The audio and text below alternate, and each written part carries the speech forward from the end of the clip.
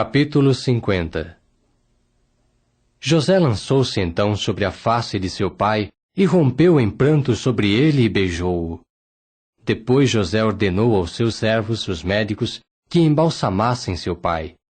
De modo que os médicos embalsamaram Israel, e levaram com ele 40 dias inteiros, pois levam costumeiramente tantos dias para o embalsamamento, e os egípcios continuavam a verter lágrimas por ele, por 70 dias. Finalmente se passaram os dias de choro por ele, e José falou aos da casa de Faraó, dizendo: Se eu, pois, tiver achado favor aos vossos olhos, falai, por favor, aos ouvidos de Faraó, dizendo: Meu pai me fez jurar, dizendo: Eis que estou morrendo. Hás de enterrar-me na minha sepultura, que escavei para mim na terra de Canaã.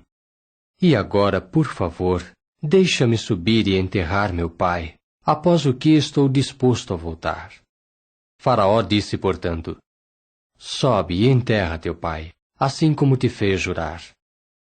José subiu, pois, para enterrar seu pai, e com ele subiram todos os servos de Faraó, os anciãos da sua casa, e todos os anciãos da terra do Egito, e todos os da casa de José e seus irmãos, e os da casa de seu pai. Deixaram somente suas criancinhas, e seus rebanhos, e suas manadas na terra de Gósen. Subiram também com ele tanto carros como cavaleiros, e o acampamento ficou muito numeroso.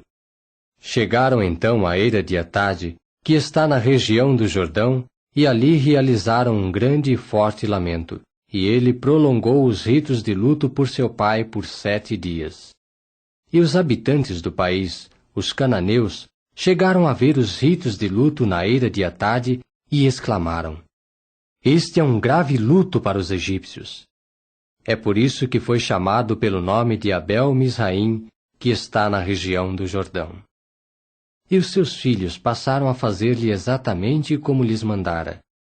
Seus filhos transportaram-no assim para a terra de Canaã e enterraram-no na caverna do campo de Macpela, o campo que Abraão comprara de Efron o hitita, como propriedade de uma sepultura de fronte de Mamre. Depois disso, José voltou ao Egito, ele e seus irmãos, e todos os que tinham subido com ele para enterrar seu pai, após ter enterrado seu pai.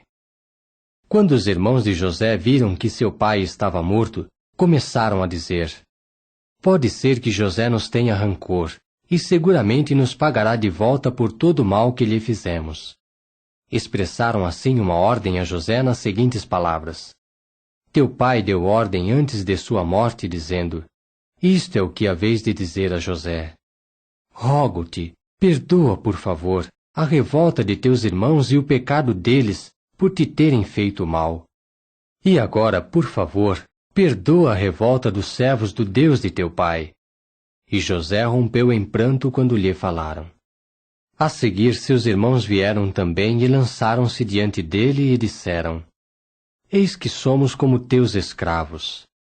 José disse-lhes então: Não tenhais medo, pois estou eu no lugar de Deus? Quanto a vós, tencionastes o mal contra mim. Deus tencionou-o para o bem, com o objetivo de agir assim como no dia de hoje, para preservar vivo a muito povo. Agora, pois, não tenhais medo. Eu mesmo suprirei alimento a vós e às vossas criancinhas. Assim os consolou e falou tranquilizadoramente com eles. E José continuou a morar no Egito, ele e a casa de seu pai. E José viveu 110 anos. E José chegou a ver a 3ª geração dos filhos de Efraim, também os filhos de Maquir, filho de Manassés. Eles nasceram sobre os joelhos de José. Por fim, José disse a seus irmãos: Estou morrendo, mas Deus sem falta voltará a sua atenção para vós, e certamente vos fará subir desta terra para a terra que jurou a Abraão, a Isaque e a Jacó. José fez por isso os filhos de Israel jurar, dizendo: Deus sem falta voltará a sua atenção para vós. Portanto, tereis de levar meus ossos para fora daqui. Depois José morreu à idade de 110 anos. E fizeram-no embalsamar, e ele foi posto num ataúde no Egito.